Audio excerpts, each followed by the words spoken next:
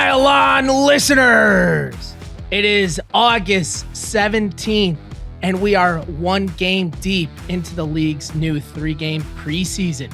And we've got plenty more on last week's game, as well as Game 2 matchups coming up. But before we get into that, let's go around and introduce the crew. For those wondering what is going on with Big Z's voice, he's not joining us tonight, much like how the Lions will not be joining the hunt for the division title. So to lead us off, we have Remy representing Vikings. Skull to the bull. Thank you for the proper introduction, Barney. Go Vikes. And in Green Bay, we got Kinger. Barney, great job, man. That was a great Big Z impression right there. Go Pack. Happy to be back with you guys. I'm a little disappointed I didn't have my flu game last week with my illness, but I'm back 100% now. I'm happy to be back on the pylon. We're happy to have you back. And this is Barney representing the Monsters of the Midway. So let's get to it. You know, we had our first taste of football this year, and damn, it is good to be back. You know, the preseason is all about position battles, but don't tell that to the fans who are in attendance for the first time since 2018-19 season. Remy, I want to start with you, as Minnesota had almost all of their number one sideline. So it was Jake Browning taking the first snaps for the Vikings, not Captain Kirk, not Kellen Mond. You know, what battles were you watching, and who stood out to you in the opener versus Denver?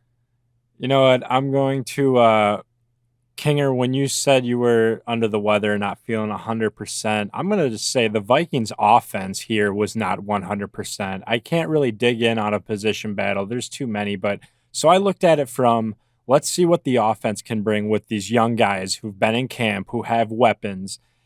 And it was downright disgraceful. Jake Browning is the most sorriest QB. He should be out of Minnesota with a for sale sign in his front yard right now, along with his good old pal, Dakota Dozier, who decides to hold in the end zone for the penalty. Those two guys can get out of Minnesota. I don't care. They are banned from US Bank Stadium. You can't even score a touchdown in preseason. That's pathetic. Couple of random guys stood out and had some good games, but I feel like we weren't attacking. Our offensive line was mainly made up of late second stringers and a lot of third stringers, so I don't blame the quarterbacks, but this leads me into the player who stood out for me the most, and by surprise, was Kellen Mond. He didn't do a whole lot. He only threw for 53 yards, but he looked calm. He didn't take any sacks from what I saw, and he wasn't nervous. When he got pressure, he checked immediately to his check down, his first throw, boom, right there. And then he took off. I think he had 2 rushes for 18 yards, just nice open. And he's not scared to get hit. That's a little bit of a concern because you don't want to turn into a Kaepernick guy who just takes licks all day, or Russ Wilson, but he's good on his feet. And this dude can throw the ball. Whoa, Remy, I want to say we're talking about the same Kellen Mond who was trending on Twitter, who was 2 for 10 for 31 yards at one point in that football game. We're talking about the same Kellen Mond. He ended up 6 for 16, but we won't look at the stats right now on this. It's what I see moving forward. This kid needs reps. He missed a week of practice due to COVID. He's well behind. He was at one point considered our 4th stringer behind Nate Stanley. And I'm wearing a Justin Jefferson jersey now. I should have gotten my Kellen Mond jersey out of the closet upstairs if we were going to go in depth. I just had to make a quick change. But I do have his jersey, and if Kellen Mond can run with the 2s and even get some reps in with the 1s, sky's the limit for this guy. But overall disappointment. The defense has got to get better, and good thing it's preseason because we don't like to see this going into week 1 against the Bengals. Yeah, I mean, I'm happy you're one of those optimistic guys, Remy. I mean, when I'm reading stat lines, 6 completions out of 16 attempts for 53 yards. You said it earlier. He read his checkdowns. He was comfortable. There's going to be nobody better in the league to learn how to check down the ball than Kirk Cousins. So If that's where you put the line of like judgment to success, I'm happy. I'm happy you're smiling right now. I'm happy to be smiling because that whole game I was just not smiling. I was the opposite of that. It's just, it's Mon's first rookie. I mean, it doesn't compare to Teddy. Teddy torched it up and led us to a nice comeback, I believe, against the Cardinals. But I am also you saw Teddy Bridgewater and Drew Lock just light it up too. It's incredible. Jerry Jeudy looked insanely good, or was it Hamler? Maybe Hamler beat Dantzler, or Hamler. Yeah, Hamler beat Dan. Yeah, pretty bad. Yeah. So you guys might have me on that defense. I might be coming back to bite my tongue, but you got to remember there were 30 players sitting out, a lot of them on defense, all of the offense. So yeah, we'll just on to the next one. Vikings also gave Patrick Surtain his first NFL pick six touchdown. I mean, I guess preseason, right? We're never going to overreact, but and you know who threw it? Jake fucking Browning. Kellen Mond, no picks, and I'm fine with that. He didn't make any dumb decisions. He might have thrown on fourth. He threw on 4th and 2. They were on the 3-yard line, knocking on the door, and he threw like a in route to one of his receivers. The receiver caught it, but then one of the Broncos players came and just knocked it well off, like he had caught it. But since he didn't keep possession of it, it was right on the money. So yeah, you look at stuff like that, it's like, okay, Mond rifled it in there, but the receiver just couldn't hang on to it. So Mond could have very well had a touchdown, but if it's in butts were candy and nuts, we'd all have a Merry Christmas. And Mond just has to keep getting better and going forward, and this defense has to wake the fuck up. Remy, wide receiver number 3, that one is up for grabs, right? That's a little bit of a dogfight to find out who that's going to be. Did any of the young guys like Smith Marset or anyone, did they stand out to you? See, Smith Marset only had 2 receptions for 12 yards. KJ Osborne, he's been doing really well in camp. I think they sat Chad Beebe, which makes him more of a lock. He didn't even dress up, so that's kind of bad. But guys like KJ Osborne and Amir Smith Marset, and really I think it comes down to those 2 guys. There were third stringers in there like Dan Chesna. But I think they make the practice squad. But it's coming down to Smith Marset and KJ Osborne. That's why I think these next 2 games are going to be crucial. And I think is it game 3 that we usually see like the dress rehearsal, or the final preseason game we'll see like a dress rehearsal. So maybe we'll see a series with Kirk. I do not want Dalvin Cook near that field, but I do want Kirk to go out there and get a rep, and maybe he's got his wide receiver 3, but that is going to be the next position I evaluate this next game against the Indianapolis Colts on Saturday. Right on. I think it's a good time to just move on over to Kinger here in Green Bay. We just talked about Mond. I see you smiling. I know you got a guy to talk about. How's the soon-to-be starting quarterback for the Green Bay? The 2022-2023 starter.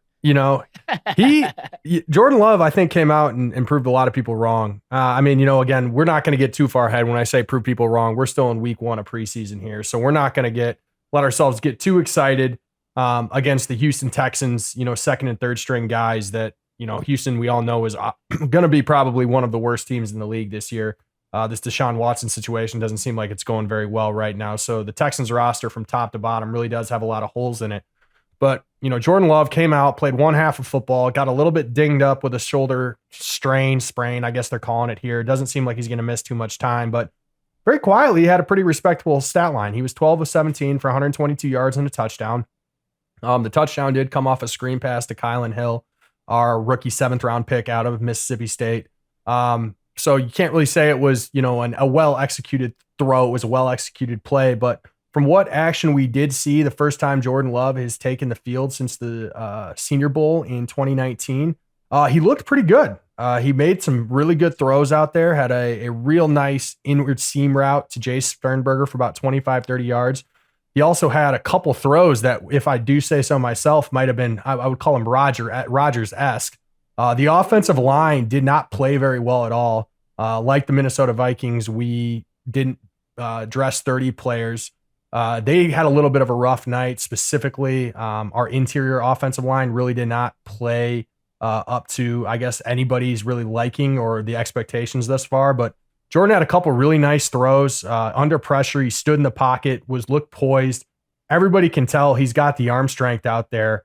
So overall, for a first game, I was pretty impressed. The Packers did get blown out like the Vikings for the Houston Texans at home, but again, we're not going to look too far into that here preseason week 1. But Jordan looked good, man, and the fact that he's not healthy, or he still appears to be healthy, looks like he's going to be a go week 2 for the preseason here to play against the Jets. I think a lot of the haters out there are very quietly now going to watch what they say and approach some of the words a little bit more carefully going forward, at least after week 1.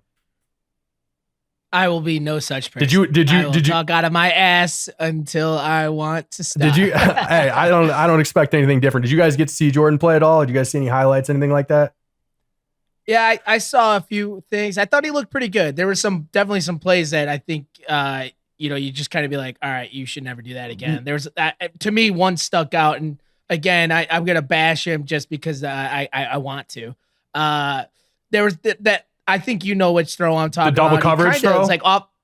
Yeah, he was on his back foot, and then he kind of like jumped in the air. It was just kind of like a weird toss, and I could tell whoever the QB coach is like, Jordan, don't ever fucking do that. Barney, it's funny you brought that up actually, because I just watched a little film breakdown on that today, and that specific play was highlighted, and Jordan actually opened up the wrong way on the play action fake. He was supposed to open his body the opposite direction, so he put himself in a bad position and just threw a Hail Mary throw out there. So yeah, it was not a good play. And quarterback coach Luke Getsy was like, "That's one, we got to have back." But yeah, I mean, like you said, there's definitely things that he's got to improve on. But overall, for a first time performance, seeing him for a couple of years, I mean, from a Packers perspective, I think most fans got to be at least somewhat excited / think it was a very respectable first time performance in a Packers uniform. Right on, Remy, go ahead.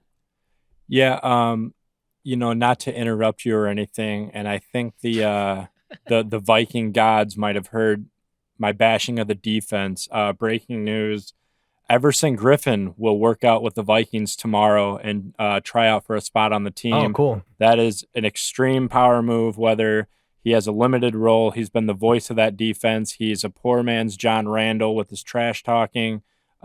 Just broke that he will work out with the Vikings tomorrow and possibly be reunited in Minnesota. There you guys heard it. Breaking news on the pylon. That's what we do. Gotta love it. Not really, but every once in a while we come through with some breaking news.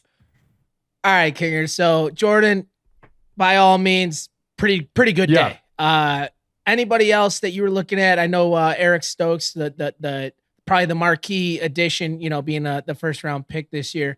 Did he stand out? Anybody else stand out that you were looking forward to watching? Yeah, I mean, I was looking forward to watching Eric, and he only got a small, I think he played 2 possessions. He got a very small window of playing time here in the first preseason game. He let up 1 short catch, but for the most part, you didn't hear his name. Haven't really gotten the chance to really evaluate what he's done and what the preseason, or that first preseason game he did specifically. But anytime you're out there and you're not hearing a cornerback's name, in most cases, that's a good sign, right? A cornerback who his name was flying all over the place because he was letting up catch after catch was our 2nd round pick out of Iowa in 2018, Josh Jackson. He's fighting for a roster spot, was kind of got some PT last year. He actually was just traded today. So they traded him to the New York Giants. So I think we got a corner in return. I'm going to look up what his name was. There's a guy that apparently started 10 games for the Giants last year. But Isaac Yiadom, not heard of him before, but Jackson was trending to get cut. We've had other corners. Obviously we drafted Stokes. We still got Shannon Sullivan. Kavion Ento, was a guy another corner that they were high on that ended up having an interception in that game, week 1. So he was probably looking like he was going to get cut, and then ended up, making a trade today, swapping just to kind of take a flyer on this guy and see how he does. So defense, there's going to be some adjustments coming in with the new defensive scheme. I was really impressed with our 5th round draft pick, TJ Slayton out of Florida. I've mentioned him a few times on the podcast. He had some real big highlight plays. He looks like he's going to be a monster at eating up space in the middle. Had a real Kenny Clark-like play where he got double teamed by the center and guard at one point, ended up reaching out with his big ass right hand and just taking the running back down with one hand. He looked real good. Vernon Scott, our safety out of TCU, looks like he's going to be primed for a role in the defensive scheme this year. He had a couple really nice plays coming down from the safety position, making some real nice tackles on the running back. On the offensive side of the ball, we'll talk about the offensive line in a minute, but a guy that, I just want to say looked really good, and I think he should look really good as a veteran playing against the Houston Texans second and third stringers, is Devin Funchess. He opted out last year with the COVID due to COVID reasons. But I mean, he came out, had 6 catches for 70 yards, 8 or 9 targets. He looked like a beast. He's a physical specimen. He always has been. Obviously, he's had a very up and down career in regards to his ability to maintain consistency throughout it. But after sitting out last year, I think a lot of people wanted to see what he was going to do coming out. And he was definitely the number 1 wide receiver for Green Bay week 1. And, as I said, you should probably expect that from a veteran guy going in these early preseason games. But there was a lot of questions about him on the roster. And, based off what I've seen so far, I don't think there's any way he's left off. Yeah, I'm glad you mentioned that because, we talk about it all the time on this podcast that, you got Devontae Adams out there who's one of the best in the league, but, Aaron Rodgers can make, just mountains out of molehills, you know? And so when you got somebody like Funchess who has a frame like that, he's making guys look like studs that really aren't studs in the league. And Funchess isn't a stud. No. But he's got the frame, and I think he's got the intangibles that, could become like a pretty damn timely weapon for Aaron Rodgers. If people are too keen in on, guys like Aaron Jones and Devontae Adams. So I think for me, I think he's one of the 3 wide receivers that should probably be in the starting rotation, at least, because MVS, like, don't get me wrong, like there's some guys that I like on your team, but they drop balls, they do things that I don't think they really solidified themselves as starters. I agree with your assessment there, Barney, and I think MVS is a guy I'm really high on this year. He's going into a contract year. Second to Tyreek Hill last year in deep balls, over 40 yards. I think it was. Maybe it's over 30 yards, one of those 2 stats. But that kind of 2 through 5 wide receiver position is definitely going to be a rotating carousel this year. Between, MVS, Funchess, Lazard, our rookie Amari Rodgers, we got Cobb back in the mix now. I think he's going to be pretty steady in the slot to at least start the year, but injuries are always iffy with him. But we'll wait and see. But obviously, all of that really depends on how our offensive line played. And the last thing I really want to discuss is that offensive line for Green Bay straight up did look pretty much like dog shit on Saturday. Granted, again, we didn't have a lot of our key players. We didn't dress Big E. Jenkins, obviously, Bakhtiari's still coming back from his injury. We didn't dress Billy Turner. So we had our rookie center in there, Nick Myers. He did pretty well. We started Yash Neiman, who was like a 6th or 7th rounder from a few years ago. Didn't play very well, but the interior offensive line, who are going to start those guard spots week 1 is really what's up for battle. We started Lucas Patrick and John Runyon Jr. They didn't really overly impress. There was one specific play that John Runyon Jr. got absolutely blown up by former Packer Joe Thomas, like uplifted 2 feet off the ground, just absolutely blown up. Damn. He's still probably in line to be that starting position, but it's going to be between Runyon, Lucas Patrick, Ben Braden, our rookie Royce Newman. I always want to say Royce Freeman. Royce Newman was actually the highest graded rookie offensive lineman week 1.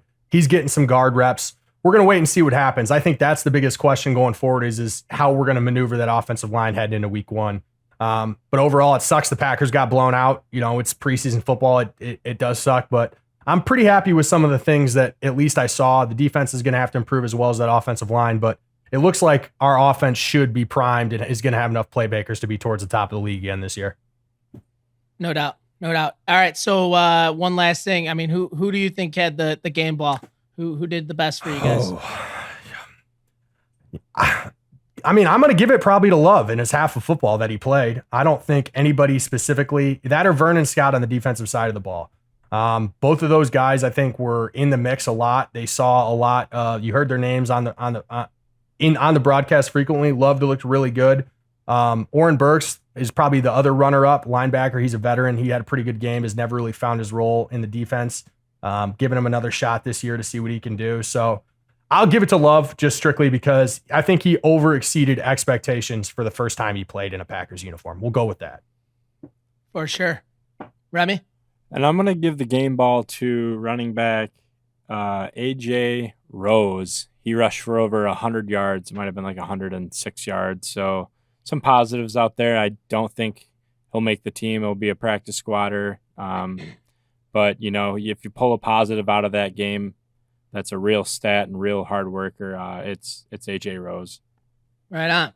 All right. Well, hey, I'll segue now into the Bears game, if you don't mind, Kinger and Remy.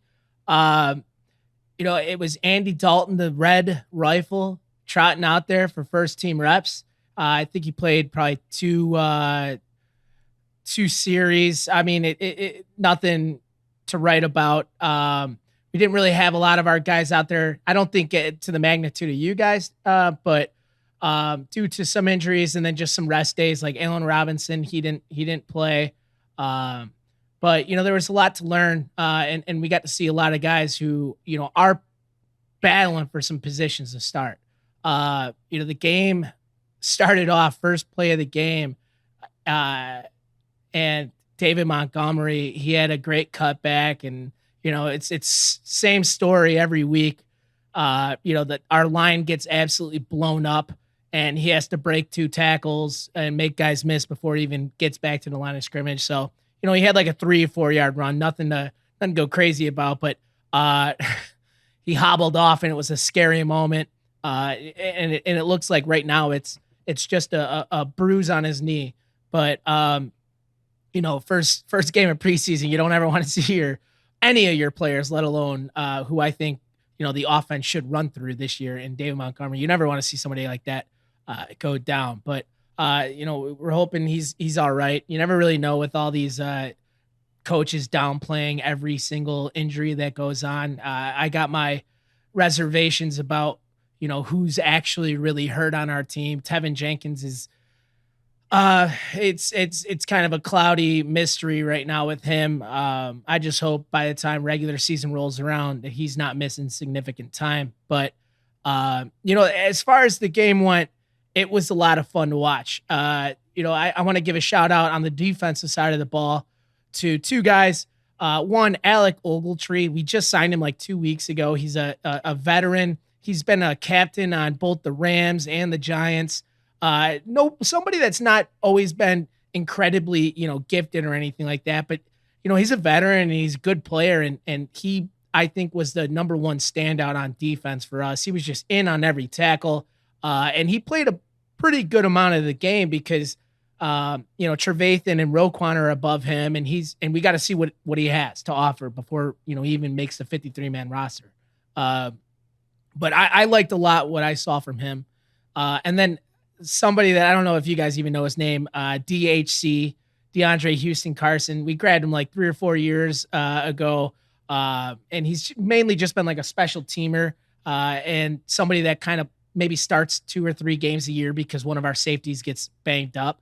But, you know, I had the money line Bears and the under in a parlay at 37.5, and he picked one off in the end zone for me on Tua on the first teamers. And, you know, it's I'm not just speaking for my wallet here, but I was really happy to see the way that he was able to perform.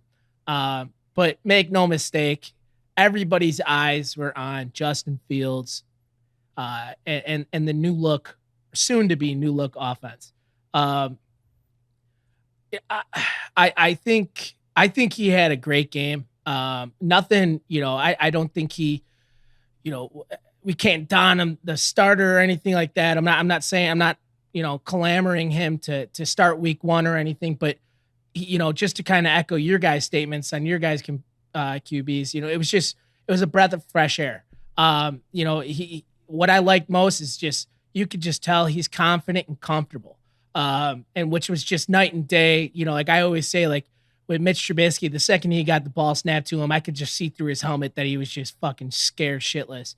And that's not the same with Justin. And I know he joined, he played about 2.5 quarters, and he joined in when there was the second and third stringers on. It's not like he was facing, you know, top tier talent, but when you're in there, you got to do what you're supposed to do. And he went out there, and the things that really impressed me with him was, he's very poised, very comfortable, but there was 3 different things he did on 3 separate rollouts. One trying to extend the play. The first one, he was running out to his right, and he had 2 wide receivers, one at like the line of scrimmage and one about 10 yards up. And he kept his eyes on the guy at the line of scrimmage who was by the out of bounds line, the sideline.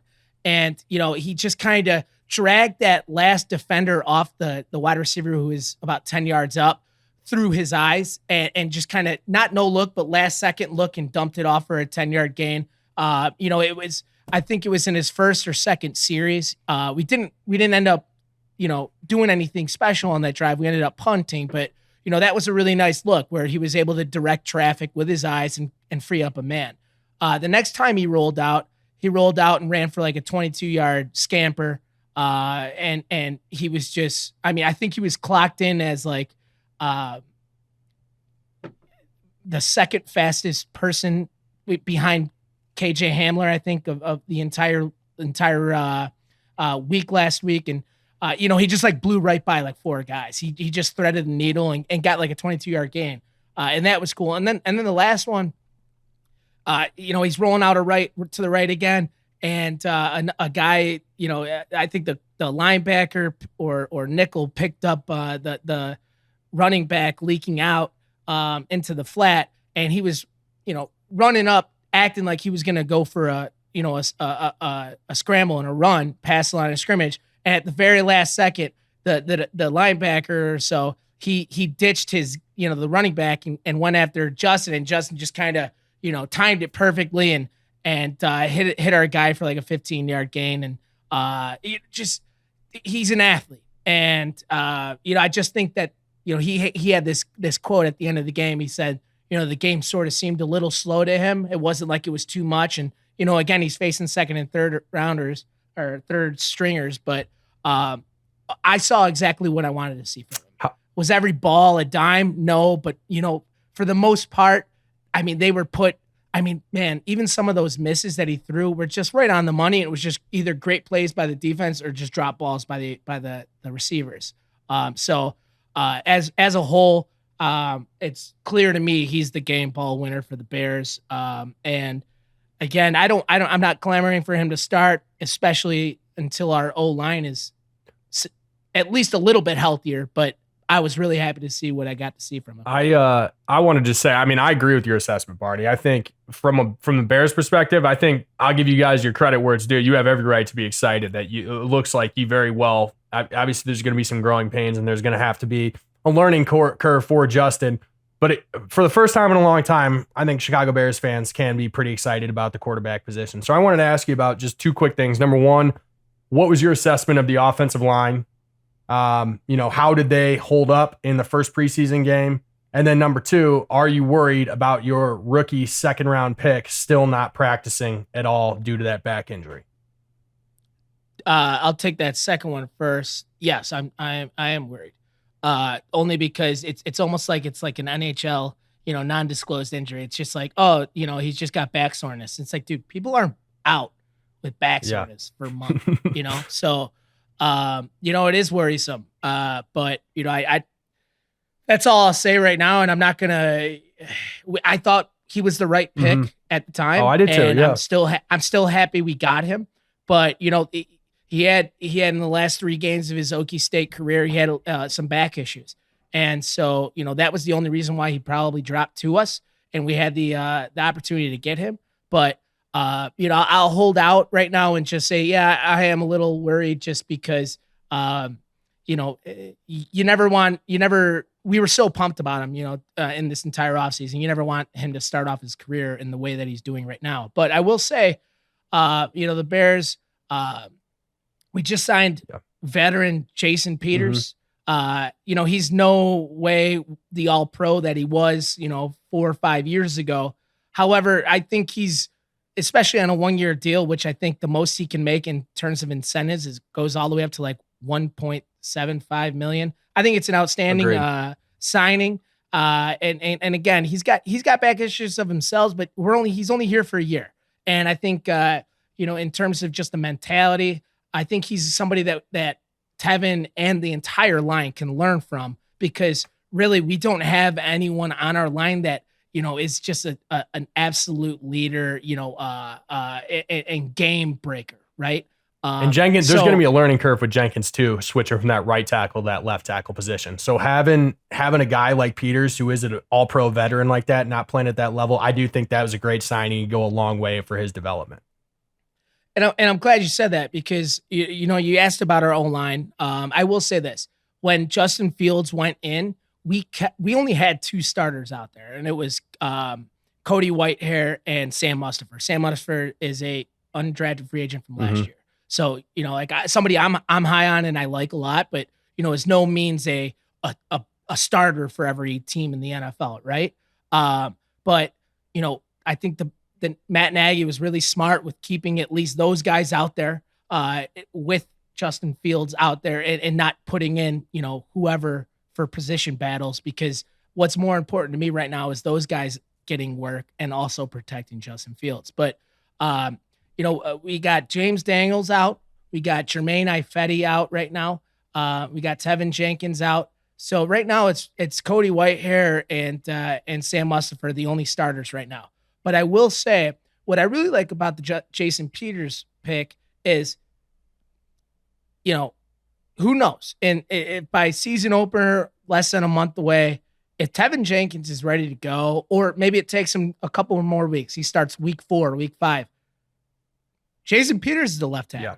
He can play right tackle and get his, and get that familiarity and that comfortability, because there is a learning curve just from going from the NCAA to the NFL. Right. But at least, the way we're set up right now is, if he is able to put the pads on and get out there and start, he gets a start in a spot that he's more comfortable with. So I really like the Peters acquisition. I think even though he's much older, he's probably the best or second best lineman on our team right now. So I'm very happy with what went on in our first preseason game. That is completely outside the fact that I won my bet. I just want everybody to know that. But as we're hitting week 2 now, I know we kind of mentioned it. I think Remy did in the top of the hour. Like, dude, I don't know how these next 2 games are going to go. This is the first time we've done only 3 preseason games. So, I don't know if the third game necessarily is just a walkthrough, or if they're going to try to just do a quarter. I completely forgot about that, Barney. Shit, dude. Because the extra game, it's only 3 now. I completely forgot about that. Wow. So I think, all you can do is pay attention to the Twitter feed and see what, coaches are saying and shit. But, at least from a Bears perspective, Justin Fields played about 2.5 quarters. Andy Dalton played with the ones for about 2 series. I don't know who's getting what of the market share next game, but I will say what I do like is, Justin Fields, Nagy said he will get reps with the ones next week. And that's exciting because he didn't throw to a single, starting position player the entire time that he was playing. And I thought he did pretty damn well. So, we might have a shot at looking him tossing the ball to Allen Robinson or Darnell Mooney or Cole Kmet or Jimmy Graham. And that excites me because I would expect those guys to get a little bit more separation than, the 2s and the 3s that he was working with before. But what just really pumps me up right now is there were some sound bites. And these players, they absolutely love the preseason. There's no game like a preseason game. And, you don't need any more fuel to the fire. But, boy, Mitch Trubisky, he signed off last week saying things like, he's just happy he's in a position where the team wants him and they're excited about him. And it's like, look, Trubisky, I like you. You try hard. You're a good kid. But, you're a backup over there. They don't want you. Like nobody wanted you. But anyway, he's talking all this stuff, and the reason I bring it up is it's going to be Justin Fields versus Mitch Trubisky next week.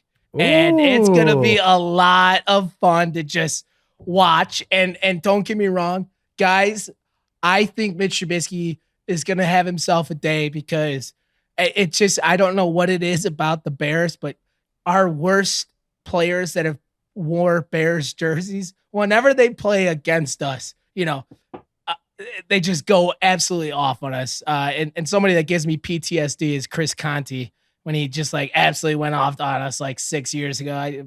That motherfucker. But yeah, I mean, I'm pretty pumped that, we're going to have Mitch Trubisky versus Justin Fields. And, I was kidding earlier. I mean, these games are kind of just, kick the cobwebs off and whatnot, but that'll be fun to watch. That's a funny storyline. We got a battle of the former college graduate assistant roommates too this week up in Green Bay with Matt LaFleur and Robert Saleh, the new head coach of the New York Jets. They were roommates. They were roommates. They were graduate assistants in Central Michigan together, and they lived together for many years. They're really good friends. That's what, surprisingly, the Packers historically never do this. We're doing joint practices this week with the Jets, starting tomorrow, I believe, which is not something that historically we've ever done. They asked Rodgers about it, and he feels very indifferent about it. Big surprise there. But it'll be interesting to see. Get those young guys some more competition. Be fun. Those guys are good buddies. Watch them go at it next weekend. I'm excited to see Zach Wilson play.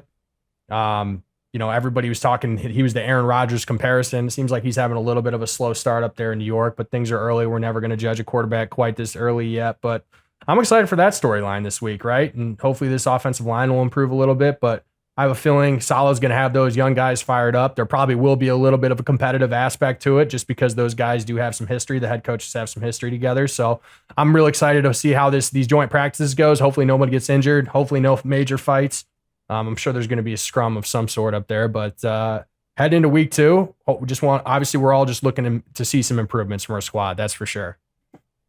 Right on. And is there anyone that you guys are getting off of the injured, bug that will be playing maybe for the first time this year so far? Not that I can think of right now. I think we're pretty healthy for the most part hanging in camp. So I don't know. Like you said, I completely forgot about this this one less preseason game. So I'll be very interested to see what happens and who we end up suiting up. I imagine we're going to suit up a few more guys. We got Zadarius Smith back. Actually, he is back. He started practicing this week. I don't know if we're going to see him play this week. Rashawn Gary's been battling a little bit of a groin as well.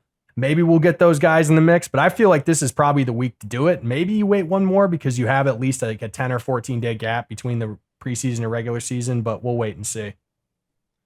Yeah. And, as far as this next game, I don't know. I'm kind of expecting the starters to at least play a quarter. I think so. At least. Yeah.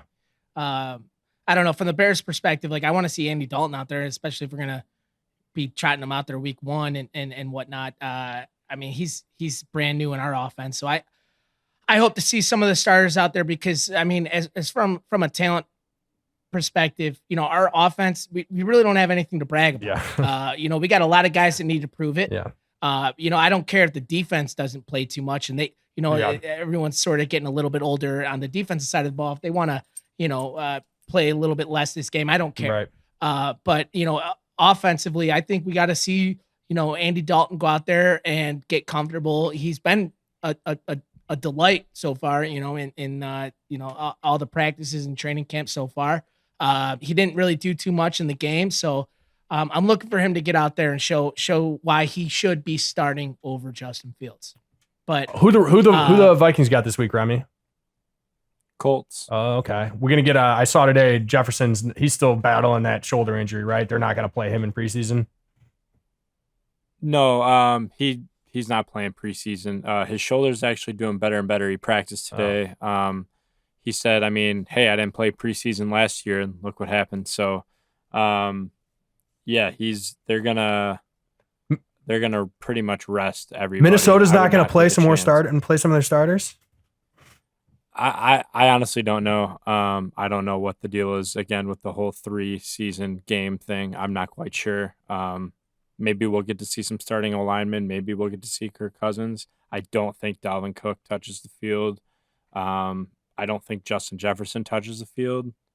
I could be wrong. Harrison Smith was out there, so you never know. But But let's hope Minnesota brings Sack Daddy home, because you will be seeing Everson Griffin on the field if he makes the team to try and prove himself.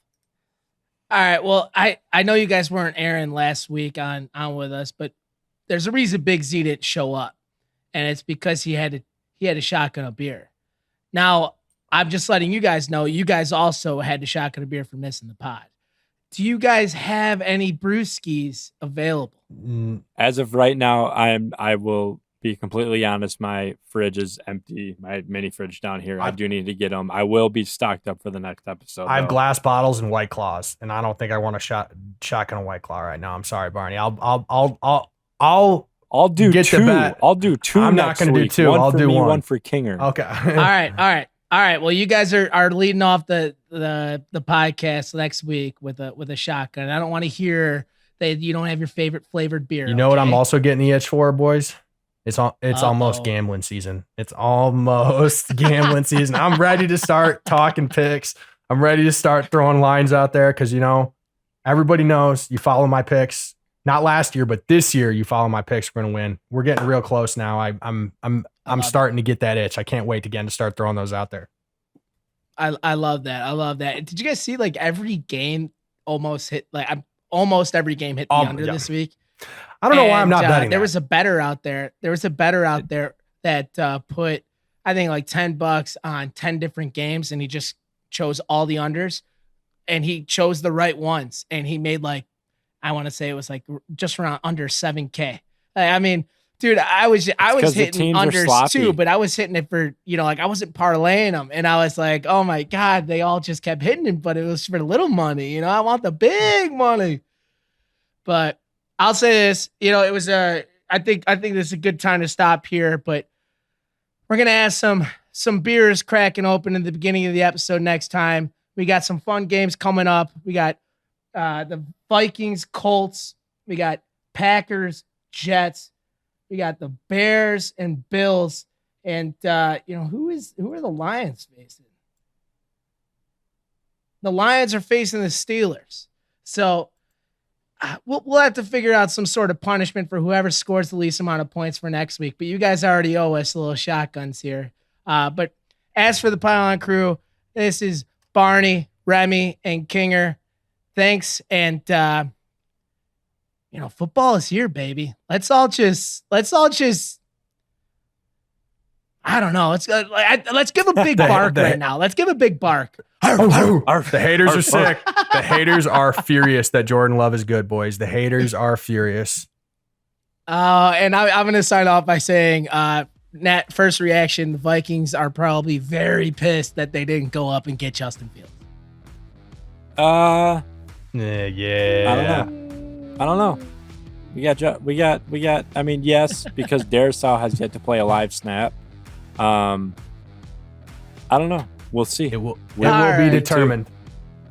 It will be determined. All right. TBD. For Remy, Kinger, and Barney, thanks for listening, and we'll see you next week.